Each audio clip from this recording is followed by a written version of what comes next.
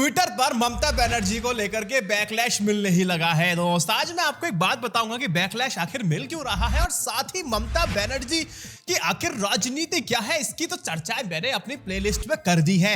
लेकिन बेहतर बात यह है कि ममता बनर्जी अपने आप को प्रधानमंत्री मोदी के समानांतर आखिर क्यों समझने लगी है और उनकी जो खुशनुमा वाली जो ये मुगालफतें हैं, इसको लेकर के कुछ टिप्पणी मैं करना चाहता हूं। ममता बनर्जी ने लगातार 3 बार विधानसभा चुनाव पश्चिम बंगाल का जीता है, मुख्यमंत्री 3 बार बनी है और वहीं पर मुख्यमंत्री 3 बार गुजरात के नरेंद्र मोदी बनते थे और जाकर के वो प्रधानमंत्री बन जाते हैं। अगर सीधा साधा देखा जाए तो अगर ममता बनर्जी को यह लगता है कि 3 बार लगातार मुख्यमंत्री बनने का मतलब प्रधानमंत्री होता है तो आप गलत हैं। यहां पर तो कई सारे एक्सपर्ट्स इसी चीज को गलत बता रहे हैं।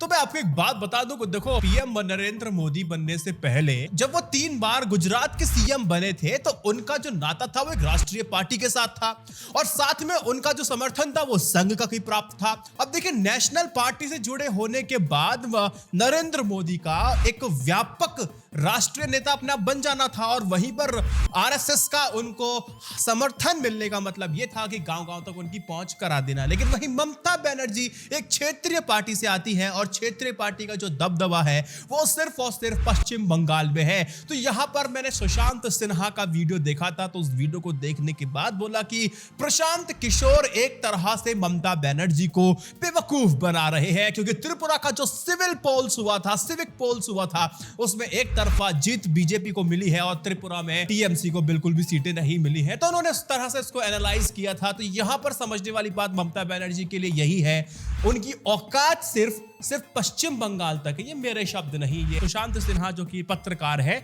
वो उनके शब्द थे। तो यहां पर एक बात आपको क्लियर करनी पड़ेगी, ममता बनर्जी की पार्टी जो है वो सिर्फ क्षेत्रीय पार्टी है जो कि पश्चिम बंगाल तक सीमित है और अगर बगर थोड़ा एक्सपेंशन कर रही है तो वहां उसको सफलता फिलहाल नहीं मिल रही है।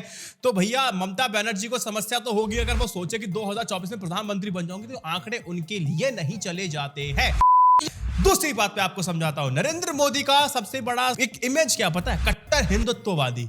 आरएसएस के एजेंडा में वो कैसे फिट होते हैं आपको पता है? कई सारे एक्सपर्ट ने भी इस बात को माना है, कई बार कहा भी है इस चीज को कि देखिए अभी आप सबको पता है कि प्रधानमंत्री मोदी को वो क्लीन चिट मिल चुकी है गोधरा राइट्स को लेकर के, सिंपल सी बात है। लेकिन 2002 के बाद से ही प्रधानमंत्री की जो छवि बनी है वहां पर बनी है कट्टर हिंदूवादी की। ये एक छवि उनके साथ है जो कि आरएसएस से मेल खाती थी और जब आरएसएस ने समर्थन मोदी का किया तो कोई समस्या उनको नहीं हुई और उनकी विचारधारा को आगे वो बढ़ाई रहे हैं। और साथ ही आरएसएस को अब वही छवि दिखती है योगी आदित्यनाथ में। तो 2024-2029 की तैयारी वो योगी आदित्यनाथ पे कर रही, ना कि अमित शाह पर। इस बात को ध्यान रखना, प्लेलिस्ट में बहुत कुछ समझा रखा है, बाकी कहानी आपको वहां मिल जाएगी। तो 2 चीजें यहां पर हो जाती है। दूसरी बात ममता बनर्जी के लिए यह है कि देखिए पीएम मोदी की छवि कट्टर हिंदुत्ववादी, लेकिन ममता बनर्जी की छवि क्या है उनकी खुद की पार्टी को नहीं पता है। देखो अभी लेफ्ट फ्रंट के खिलाफ अपनी सादगी भरी जीवन शैली और सड़क पर उतर करके लगातार संघर्ष करने की छवि से उन्होंने बंगाल में एक खास ढंग की प्रामाणिकता बनाई है। लेकिन संघ भाजपा या नरेंद्र मोदी से संघर्ष के लिए उनकी कोई वैचारिक कोई ऐसी प्रामाणिकता नहीं जो जाके सीधे चैलेंज कर पाए। ये होती है महीन बातें जिस पे आपको समझना चाहिए। सोशल मीडिया पे क्यों ट्रोल किया जा रहा ममता बनर्जी को? देखिए अडानी को लेकर के आपको पता होगा कि टीएमसी के एक सांसद है जिनका नाम है महुआ मोहित्रा। उन्होंने अडानी को लेकर स्पेसिफिकली कई लगातार ट्वीट्स किए थे और उस ट्वीट को लेकर के हमेशा से निशाना साधा था केंद्र सरकार पर। लेकिन जैसे ही ममता बनर्जी की और अडानी के बीच की जो तस्वीर है मुलाकात की सोशल मीडिया पे आती है, ओ हो पूछो मत साहब, पूरी कहानी ऐसी पलट जाती है। जो ममता बनर्जी का समर्थन करने वाले जो सिटीजन थे, जो पत्रकार थे, वो खुद अपने ट्वीट्स में क्या लिखते हैं ये मैं आपको एक एक करके दिखाऊंगा। कई सारे लोगों ने भी कई सारी बातें बोली है। ममता बनर्जी से अडानी क्यों मिले थे? वो इसीलिए मिले थे ताकि वो वहां पर एक बंदरगाह बनाना चाहते हैं, इन्वेस्टमेंट करना चाहते हैं। देखो सिंपल सी बात, इन्वेस्टमेंट करना है तो वहां के मुख्यमंत्री, वहां से प्रमुख से आपको मिलना पड़ेगा, परमिशन मिलेगी और अपने बिजनेस को आप बढ़ा पाएंगे। लेकिन उसके बाद एक यूजर ने एक ट्वीट किया और कहा कि देखिए ममता बनर्जी और अडानी की मुलाकात के बाद ये महुआ मोहित्रा के जो पुराने ट्वीट्स थे ना, जहां पर अडानी के खिलाफ जो पूरे लगातार करके जो सरकार से जांच करने की जो मांग कर रही थी मोदी से अडानी के लिए, वो सारे के सारे ट्वीट एंटी अडानी वाले महुआ मोहित्रा ने हटा दिए हैं। ये यूजर साफ तौर पे बोल रहे हैं, स्क्रीन पे आपके सब चल ही रहा है। और साथ ही मैं आपको बताता हूं विनोद कापड़ी जी ने भी द टेलीग्राफ का ये आर्टिकल शेयर किया है और उस आर्टिकल में साफ तौर पे लिखा है gloves of and mask of. तो अपना लिखते हैं विनोद कापड़ी कि ममता बनर्जी का अब मुखौटा उतर गया है। और साथ ही प्रशांत नाम का एक यूजर है, उन्होंने लिखा कि देखिए जब अडानी प्रधानमंत्री के लिए बोलते हैं तो वो आपके लिए गलत हो जाते हैं, जब वो अपना डिस्कशन ममता बनर्जी के साथ करते हैं तो वो लेफ्ट लिबरल के लिए अच्छे हो जाते हैं। Adani is good person now, इस तरह की बात। और वही पंकज चौधरी का ये सारा hairpin U turn, Mahua Moitra deleted all her tweets on respected business Adani ji, yesterday Adani ji had 1-to-1 meeting with, ये सारी कहानी मैंने आपको पहले बता दी है।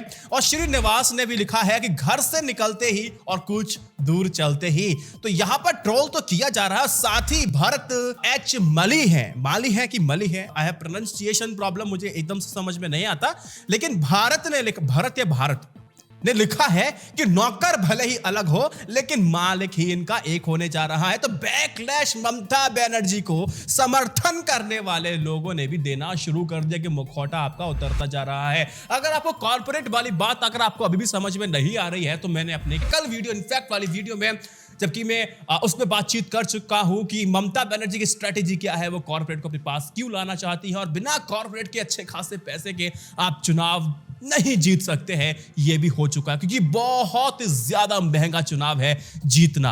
अगर आपको मैं छोटा सा डाटा दूं तो 2019 में यही खेल हुआ था कि तकरीबन 60,000 करोड़ रुपए का खर्चा आया था, खर्चा।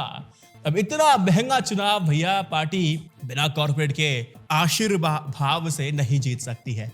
ये सारी कहानी आपको समझ में आएगी। साथ ही जब मैं इस वीडियो को रिकॉर्ड करने आ रहा था तो मुझे एक कटिंग मिली थी, लेकिन अच्छा इसकी मैं वो सत्यता नहीं देख पाया हूं। देखो पहले है क्या, मैं आपको दिखा देता हूं कि ओमिक्रॉन की आड़ में अब टल सकते हैं यूपी समेत 5 राज्यों के चुनाव। अब यह भाजपा भली भांति समझ रही है कि जनता की नब्ज क्या है। निजी एजेंसियों के सर्वे ने बीजेपी की परेशानी बढ़ा दी है। देखिए अब पहले मैं आपको बताता हूं ये कहना क्या चाह रहे हैं और मैंने इसकी पात्रता को जांचने के लिए क्या किया, ऑन द स्पॉट ये बता रहा हूं मैं आपको।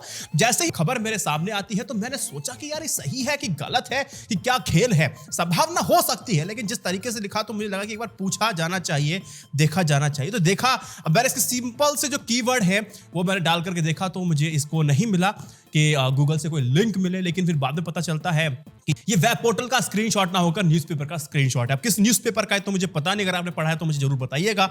लेकिन फिलहाल इसमें जो कुछ लिखा हुआ है वो ये है कि चुनाव टल सकते हैं क्योंकि अभी माहौल जो है बीजेपी के पक्ष में नहीं है। और दूसरी बात, क्योंकि बीजेपी ने अभी अपनी जो प्राइवेट एजेंसी से ओपिनियन पोल करा है उसमें पता चलता है कि बीजेपी के लिए बहुत बड़ी समस्या खड़ी होने जा रही है। तो बीजेपी के पास समय भी कम है और नतीजे उसके पक्ष में भी नहीं है और ओमिक्रॉन के वायरस की आड़ में अब चुनाव को टालने की पूरी तैयारी चल रही है। तो ऐसा इसमें लिखा हुआ है, लेकिन इसकी पात्रता को देखने के लिए मैं कुछ अखबारों को खंगालूंगा। अगर जब तक मुझे मिल जाएगा ठीक है, अगर नहीं मिलता है तो इसको सस्पेक्टेड ही आप लोग मान के चलिएगा। बाकी की सारी बातें मैं संडे लाइव में करने जा रहा हूं 8 बजे, वो भी रात को, और बेहतर बात करेंगे, पूरी चुनाव की बात करेंगे, सारी स्ट्रेटेजी में आपको समझाऊंगा, बहुत सारी बात, और एनालिसिस ऑन कांग्रेस, प्रशांत किशोर, ममता बनर्जी, प्रियंका गांधी, राहुल गांधी, ये सारी बातें मैंने बहुत अंतर तक समझाई है। ये खबर आपको हेडलाइन में नहीं, बिटवीन द लाइंस मिलती है, जो मैं आपको बताता हूं। इस वीडियो को 3 व्हाट्सएप ग्रुप में शेयर कीजिएगा।